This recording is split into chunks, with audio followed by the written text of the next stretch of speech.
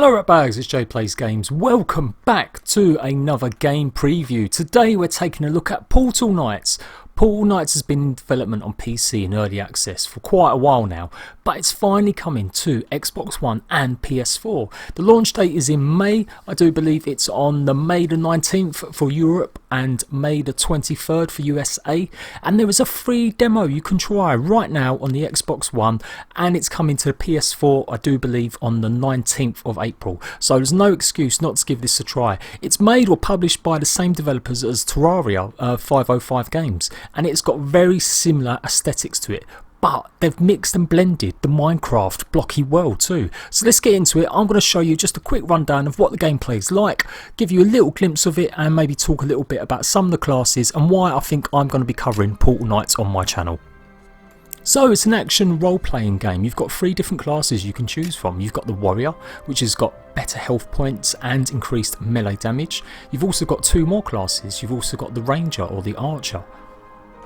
The archer can move around quicker and has got better increased range damage, so different play styles. Fairly basic, fairly limited, but they suit the game. Then finally you've got the mage, which has got more mana points and increased spell damage. Can use lots of different spells, so it's really, you know, quite simple, but it gets you into the mindset of choosing your class. You've now got a character creation screen, and you know what, it was fairly simple. It looks cute, it looks good, it looks very childlike, and it can look a bit simple, but there are some really cool systems and very action role-playing game systems in the actual game in terms of leveling up your character. So if you like our role-playing games, I think this could be a really good mix of Minecraft, Terraria and a decent role-playing game. So we've got a fairly basic character creation screen. Like I said, you can have usual things. I'm going to be a girl character with a nice glowing green mustachio. You can also customise your world and make different seeds. It is randomly generated, the islands that you travel and explore. You can choose small or large. So we're going to go through the little intro here. In the forgotten days, the world was peaceful and whole. But the fracture arrived and tore the realm apart. Now the only connection between disparate lands are the ancient portals.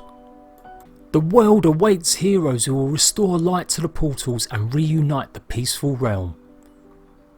So pretty much guffins. I think the intro maybe could have had a little bit more something in it, but maybe they'll add more to it as when the game fully launches. This is just a demo or trial, it's totally free, so it's definitely worth your time checking out. Let's take a look at the trailer while we wait for the loading screen. Craft, build, level up, battle.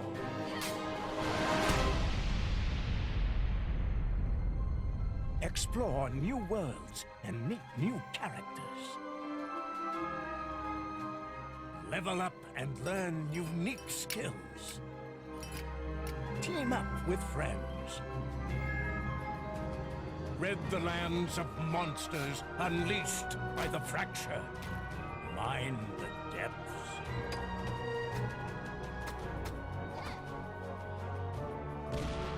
Craft powerful items. Rebuild the worlds together. In ever-changing landscapes. Reunite the lands and defeat the portal guardians. Only you can protect this realm and become the ultimate portal. So here we are, we have joined our first world. As you can see, we've landed on a portal. This is your starting base. Whenever you die, you will spawn back here. The worlds aren't massive, these little islands. They're not actually worlds, they're small little islands. And you need the portals to travel between the islands. I imagine on different islands there's going to be different types of biomes, but it's all randomly generated. What you've got here is probably just a preset tutorial world, and it was pretty colourful, it was pretty bright. First off, I was taking a little look at my inventory and seeing what stuff I had on me. So the bulk of the combat is just one button pressing. That's why it's like an old school RPG. You literally got creatures there with a health bar. We've got the emerald parrot. Because I'm the mage, obviously I've got a fire staff, but I know you can craft and maybe even find other weapons later on in the game. You get various bits of loot, XP and gold coins, etc. And it gives you a little quick tutorial showing you how to dodge as well. So you can lock onto enemies and walk around them, etc. The camera controls were a little bit stiff and a little bit slow. I think that's the idea of the game. It's meant to be a little bit slower action paced so that you can be a bit more tactical and think about how to take down some of these bosses or enemies. These ones are fairly simple, but I do know they get more advanced, more involved, so you really will have to think about how you're going to take on some of these monsters. Like I said, you get various bits of loot, health, pick-me-ups, maybe even some minor health pick-me-ups.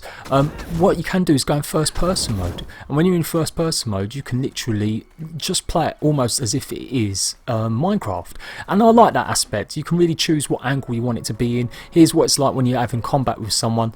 You can see me there taking aim at the emerald parrot. I'm going to give it a good go with the actual thing. Like I said, it's pretty cool. I like the fact that you can choose whether to be in third person, and it actually works as a third person game, not just you know, Minecraft's always been a bit dodgy with its third person. You never really felt like he was actually playing the game properly, but this one's definitely different. These are like the maps and the option screens we can go through. This bit of information here about the land you're on at the moment, so it gives you resource information and creature information. And then you've got the inventory screens themselves. You've got the portals, so you can craft different ones to get across to different islands. They need these portal stones, and you find these portal stones when you defeat bad guys. You can find them in chests, basically all around the islands as you're working. You then obviously got the usual stuff like tools. You can craft pickaxes, and you can unlock further stuff with different items and workbenches. Bog standard sort of consumables, health potions, mana potions, etc, etc. You are going to have to grind and get some resources. On this starting island there wasn't much. There was only like stone and wood and lots of seeds and plants.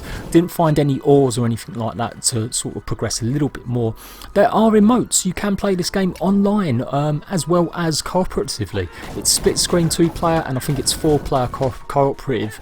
So it's got that element where you can enjoy it with your friends as well, and that's pretty cool too. You won't have to worry about a tether or anything like that because the islands are fairly small, so I imagine you can kind of explore the islands at your leisure. We'll have to actually see what it's like when the game actually comes out. I've not checked it out on PC. I've avoided any gameplay with it. I wanted to get my impressions across from it and give you guys a preview. In the caves there weren't much other than these venom maggots, which can be quite deadly. Some enemies respond better to different types of attacks. So you can see here he's got the flame marker on him, and I was doing quite a lot of damage with the flame. Later on I'm going to show you a boss or an enemy that doesn't respond well at auto fire damage. So you have to find other ways to take them down, or it's just going to take longer to do it. We're back here on the menu screen. I wanted to show you how big it was. So this was just one world or universe we crafted, and you can see there's lots of different lands, there's lots of different bosses, and you progress each time you make these portals. So it's really interesting. I like that element of progression where you can choose to go to a different land and come back maybe to get different resources if there's other resources on a different land too. There are little mining holes where you can go down and get some resources, or often than not they'll actually be like a treasure chest. Sometimes they will have mobs in them, and you can see here again the venom maggots attacked me. In first person mode it's pretty easy to dodge. In third person mode, like I said, I found the camera just a little bit glitchy in close quarters. It's really good having third person while you're out in the open, but when you're in a cave or confined space, definitely first person's much better. But once you use your iron pickaxe, which I made on the iron pickaxe, the stone one, just simply break through. And you can see there you can pick up them resources to help build later, and there you go, we've got a little chest we can actually go and get now. So you just smash the chest open and we've got some resources. We've got some blue portal stones, we've got some flame stuff to make more some stuff. So I wanted to show you that too. Once you've got enough blue portal stone shards, you can actually make the portal stones, and you need 4 of them at the moment to get off this island. I don't know if other islands are going to need more, but that's what you need. I also made my first workbench. I'm going to place that down. I'm going to show you how that works too. And like I said, it's very limited at the start, but obviously when you unlock the workbenches, it does become more involved. There's lots more materials, lots more items to make, so it is a bit more interesting. This is the portal gate. This is where we're going to escape from. Only portal knights know what lies beyond, so you just simply place the ones you've crafted inside that area there like that. You can see there we've got 4 spaces missing, and once we do that the portal is live. Now the portals mean you can go to different islands or different lands, but it does mean that enemies can come through as well, so you've got to be careful that something doesn't come through while you're just mucking around on that one world.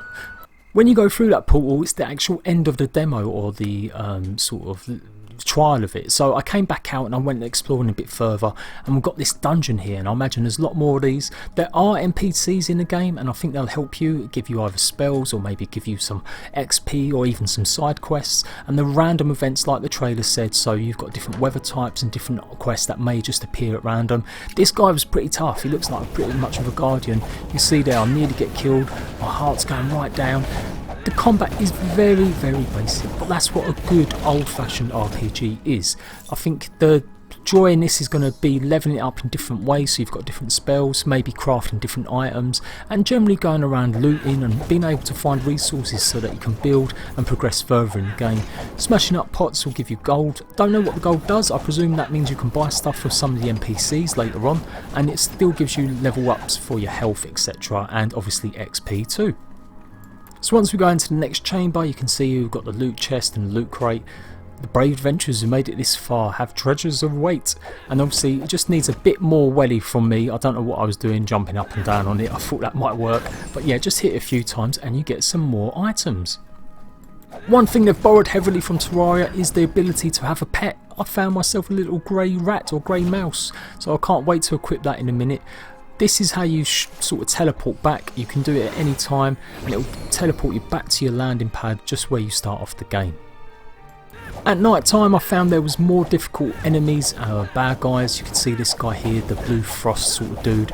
Fire was not affecting him at all, so I think I'm definitely going to need to find some other weapons that will. You can see that I'm barely doing any damage to him whatsoever, like only one or two. So it's really interesting. Again, you know, you've got enemies that are going to take a bit more thinking about what to use, what weapons to use to take him down. And in fact, he's so powerful here, he kills me. So definitely safer to travel during the day, but I imagine you're going to need some of these resources, or to take on some of these bosses, maybe to get specific resources or just extra XP so that you get more XP to face off and use later on to level up. You've got some basic attribute chooses. You can choose whatever you want in terms of intelligence, wisdom, dexterity, agility, strength, etc. I've gone for agility. I found my character moved really slowly and I wanted it to be able to move quite quickly, and of course constitution or health. That was another good one to maybe have. And then you've got your talents. This is where you can specialise in something like using a staff, or you can use your wand, or you can use a scythe. I went for the wands because it's what I started off with, but on second thoughts I think I would have preferred maybe to muck around with the scythe. I don't know if you can reset it or you can choose something later on. Again, when the game comes out, I'm hopefully going to be able to do some guides and tutorials on it to give you guys a real good class breakdown. You've got armour slots and vanity slots, again heavily borrowing from Terraria, and here I'm just showing you how to equip your actual pet when I finally work out how to do it, and you can see he's in the bottom left hand side now. So there's my little pet. He's going to be running around after me now. I don't think he does anything. I don't think he was doing any damage. Maybe some of the other pets will, or maybe they'll give you a little bonus or attribute bonus, but this one just seemed to be just following me around. He wasn't really taking part in any of the battles I was having. So you can craft a crafting bench, and there's different levels crafting bench, and they all unlock more items that you can actually make to progress in the game or make things easier. You can see lots of things have opened up now. If we go along through some of them, there's the upgrade to the workbench. Again, I imagine that'll unlock a lot more. You've got different types of blocks now we can make for building. Fairly simple still, obviously it is level 1. We've then got cotton where you can make armour, and that's what I'm going to make in a minute, some robes. Still some lots of stations like the archer station, drafting, anvil chest, so I imagine this will get quite involved, and that's what I like about it. The game does look very sort of bright and colourful and quite young, but it has got a bit more complexity, if I can say that right. You can make other weapons, and I did make a wooden sword later on, but it's not very useful. You do minimum damage with it because it's not your weapon. This is the armour you can make, so you've got different types for different classes. Again, very basic with the first crafting bench. I imagine as you progress you'll get better chances to make better armour, and again lots of recipes involving lots of the plant life that you're going to find around. You can grow your own crops, you'll get lots of seeds, so you can grow your own resources. I found this abandoned house, it had another crafting bench in it, so I quickly fixed that one up too. Just needed some extra wood for it, and I imagine there's going to be a few places like this where you can maybe take on a half built area and make it your own. It doesn't take too long. Just bashing it away with your fist or with the actual pickaxe will give you some of the materials back. So we've got refined wood here, and then we can simply just place it along to build it all back up. So you can build in it, and very much similar to games like Dragon Quest Builders, it's that mixture of real sort of combat orientated adventure, going around gathering resources and then being able to build. Sometimes I think we compare lots of games to Minecraft in terms of the building, because Minecraft was so special and it did have so many options, but this has definitely got its own charm. I like the bricks, I like some of the design choices from them. It's not going to be like the most advanced buildings you're going to ever actually use. You still need to gather lots of resources, and you can see me just going through lots of things, but it still adds a little bit of complexity to quite a simple RPG style game, and that's what I like to see. It gives you another option to do, something else to do, rather than just going adventuring. You can build your base, you can make it how you look, how you want to, and I've always liked that creative side of things in games. So I've got my full wizarding suit. You're a wizard, Jade. Yes, I am, with my green mustachio. And then I've just finished on off the base now, just making a roof complete. I don't know if it gives you any buffs. I don't think it did.